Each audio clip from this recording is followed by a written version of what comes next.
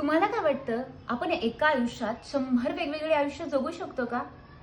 होय, नक्कीच. याचं गुपित दडलंय या पुस्तकांत. आज 19 जून राष्ट्रीय वाचन दिन. भारताच्या ग्रंथालय चळवळीचे जनक पी.एन. पणिकर यांच्या पुण्यतिथीनिमित्त हा दिवस साजरा केला जातो. त्यांनी केरळमध्ये वाचनाची एक मोठी लाट आणली होती. आता तुम्ही म्हणाल, अरे भाई, रील्स सोडून कोण वाचन करणार? पण थांबा, रोज फक्त 15 मिनिटं वाचनाने तुमचा स्ट्रेस गायब होतो, तुमची बोलण्याची स्टाईल सुधारते आणि सर्वात महत्त्वाचं म्हणजे गुगलच्या आधी तुमच्याकडे उत्तर तयार असतं. आणि म्हणूनच 2 मिनिटं स्क्रोल करणं थांबवा आणि आजपासूनच किमान एका पुस्तकाचं एक पान वाचायला सुरुवात करा.